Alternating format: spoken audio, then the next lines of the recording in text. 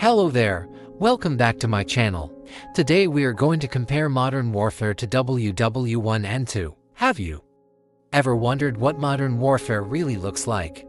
We see glimpses in the news, fragments on social media, but the full picture is often lost. We imagine high-tech drones and cyber attacks, but the reality on the ground is a haunting echo of the past, used with the brutal efficiency of the 21st century.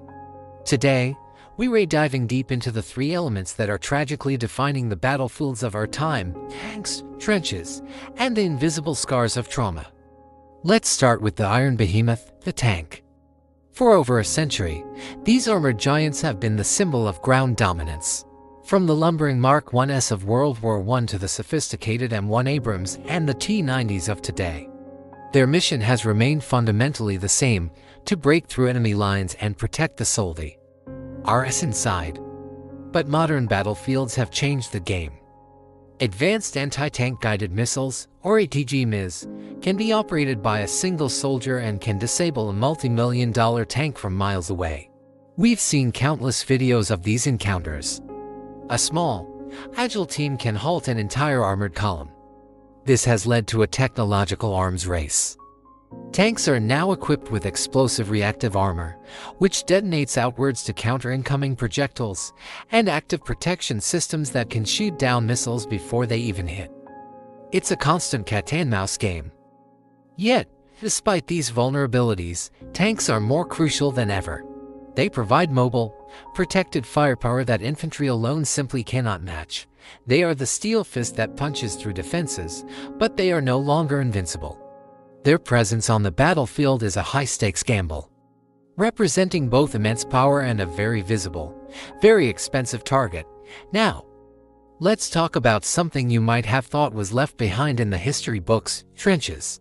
When you hear the word trench, you probably picture the muddy, grim landscapes of the Somme or Verdun. It seems archaic, a relic of a bygone era.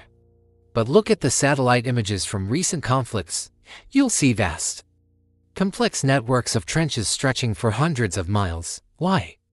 The reason is tragically simple: they still work. In an age of precision airstrikes, omnipresent drones, and devastating artillery, the safest place for a soldier is underground.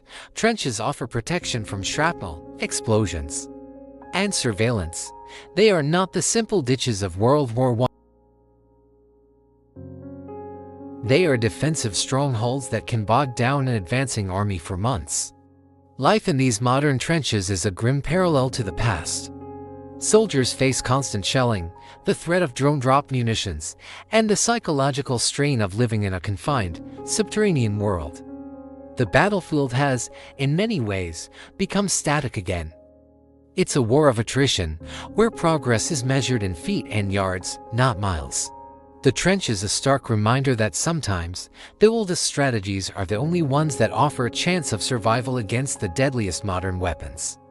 It proves that the nature of warfare, the need for cover and concealment, is timeless. This brings us to the most profound and often overlooked aspect of modern conflict: trauma. The physical dangers of tanks and trenches are clear, but the mental and emotional toll is a battle that continues long after the guns fall silent. We need to talk about post-traumatic stress disorder, or PTSD. Every soldier, every civilian caught in the crossfire, is exposed to events that can reshape their minds. Imagine the constant stress. It's not just about the moments of intense combat. It's the drone that's always buzzing overhead, a constant, unseen threat that could strike at any moment. It's the artillery that can land without warning. It's the knowledge that danger is everywhere, all the time. This state of hypervigilance, of being perpetually on edge, rewires the brain. Sleep becomes a luxury, and peace of mind a distant memory. The stories from veterans are harrowing. They speak of the moral injuries, the difficult decisions made in the heat of battle that haunt them for years. They describe the loss of comrades, the sights and sounds they can never unsee. And when they return home, the world feels alien. A car backfiring can trigger a panic attack. A crowded space can feel threatening. The war comes home with them, an invisible one that can be just as debilitating as a physical one. And it's not just soldiers. Think of the civilians, the families living in cities under siege. Children growing up to the soundtrack of air raid sirens, their homes, schools, and sense of security are destroyed. The collective trauma inflicted upon a nation can last for generations, shaping its culture, its politics, and its people long after a peace treaty is signed. The psychological impact is perhaps the most enduring legacy of modern war. It's a wound on the soul of humanity. So, when we look at modern warfare, we see this brutal triptych: the technological might of the tank, the primitive necessity of the trench, and the deep, pervasive trauma that connects them both. The tanks push forward, the trenches hold the line, and the human spirit is caught in the middle, enduring unimaginable strain. It's a landscape where 21st century technology meets World War I tactics. And the cost is measured not just in territory gained or lost, but in lives shattered and minds scarred. Understanding this reality is not about glorifying conflict. It's about recognizing its true cost. It's about looking past the headlines and seeing the human beings at the heart of it all. The soldiers in the trenches, the crews in the tanks, the families caught in between, they are the ones who bear the true burden. It's a sobering reminder that while the tools of war evolve, its devastating impact on humanity remains tragically constant. If you or someone you know is struggling with mental health, please know that help is available. There are resources and people who want to support you. We'll leave some links in the description below.